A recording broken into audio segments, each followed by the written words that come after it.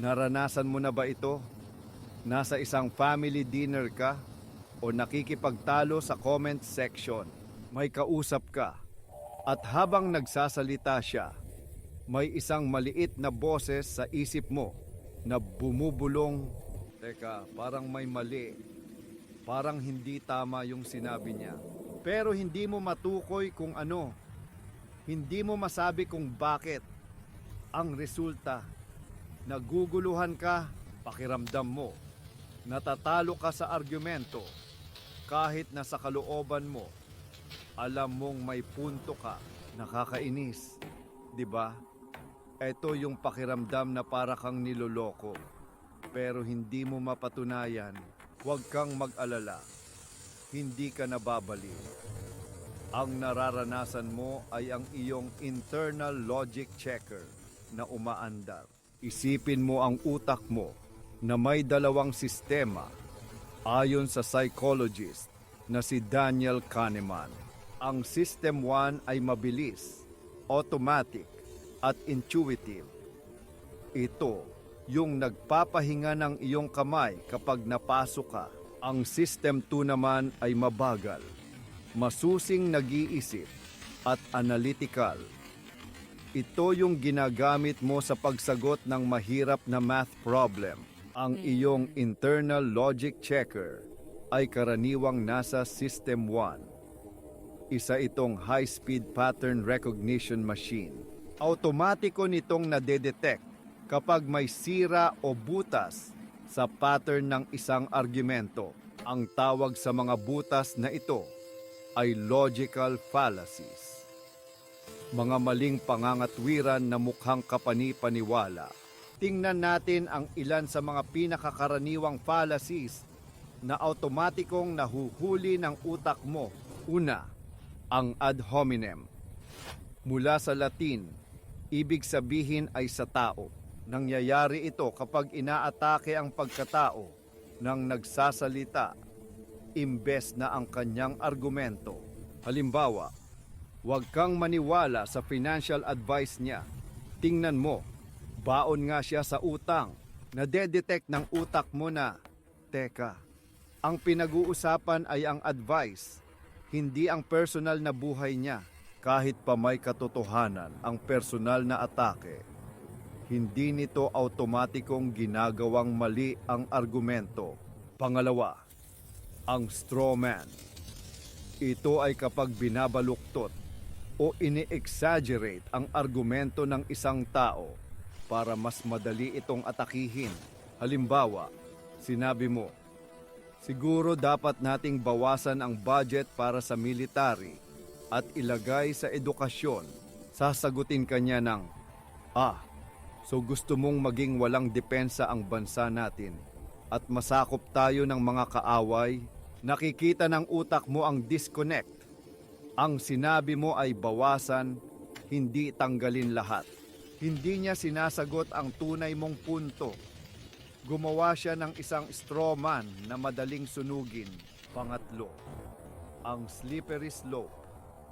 Ito yung pag-anangyari. Siguradong mangyayari ang B, C, at Z. Ina-assume nito na ang isang maliit na hakbang ay tiyak na hahantong sa isang kadena ng mga negatibong kaganapan. Halimbawa, kung papayagan natin ang mga empleyado na mag-work from home isang beses sa isang linggo, lahat sila gugustuhing mag-work from home araw-araw. Babagsak ang productivity at malulugi ang kumpanya. Naririnig ng utak mo ang pagtalon sa konklusyon. Walang ebidensya na ang A ay siguradong magdudulot ng Z. Ang argumento ay umaasa sa takot, hindi sa lohika. Pang-apat, ang false dilemma o black or white thinking. Nangyayari ito kapag ang isang sitwasyon ay pinalalabas na may dalawang pagpipilian lang, kahit marami pa. Halimbawa sa relasyon, kung mahal mo talaga ako, papautangin mo ako. Kung hindi, ibig sabihin, hindi totoo ang pagmamahal mo. Ang utak mo ay nagre-rehistro nito bilang isang bitag. Teka, hindi ba pwedeng mahal kita pero hindi ako komportable magpautang? Ang fallacy na ito ay tinatanggal ang lahat ng nuance at complexity ng buhay. So itong mga ito at marami pang iba ang otomatikong fine na flag ng System 1 mo. Pero bakit nararamdaman lang natin ito at hindi agad ma-articulate? Dahil ang System 1 ay parang alarm system. Nagbibigay ito ng warning signal pero hindi ng detailed report. Ang trabaho ng paggawa ng detailed report ay para sa mabagal at tamad na System 2. Kaya, paano natin sasanayin ang ating sarili na i-activate ang System 2 kapag tumunog ang alarm? Step 1. Kilalanin at pahalagahan ang pakiramdam. Kapag narinig mo yung bulong na may mali, huwag mo itong baliwalain. Huminto ka. Ito ang signal na kailangan mong ilipat mula sa automatic pilot patungo sa manual control. Step 2. Huminga at magtanong. Bigyan mo ng oras ang System 2 na humabol. Tanungin mo sa sarili mo, ano ba talaga ang sinabi niya? At ano ang gusto niyang patunayan? Step 3. Ihiwalay ang emosyon sa lohika. Naiinis ba ako dahil sa sinabi niya o dahil sa paraan ng pagkakasabi niya? Galit ba ako sa tao o sa butas ng kanyang argumento? Ito ay mahalaga para hindi ka rin mahulog sa ad hominem fallacy. Step 4. Subukang pangalanan ang fallacy. Ito ang superpower mo. Kapag kaya mo ng pangalanan, slippery slope yan. O naku, false dilemma to. Nawawala ang kapangyarihan nito sa'yo. Ang kalituhan ay nagiging kalinawan.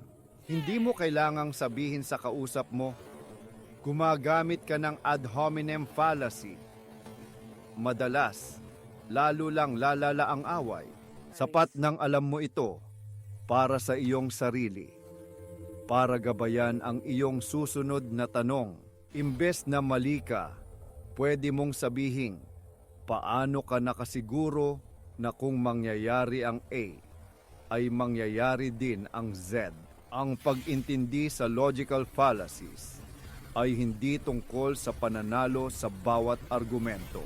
Ito ay tungkol sa pagkakaroon ng mas malinaw na pag-iisip. Ito ay self-defense para sa iyong isipan, para hindi ka madaling mamanipulate ng mga politiko, ng ads, o kahit ng mga mahal mo sa buhay. Ito ay tungkol sa pag-angat ng kalidad ng iyong mga pag-uusap, mula sa pagtatalo patungo sa pag-unawa. Kaya sa susunod na may marinig kang parang mali, pakinggan mo.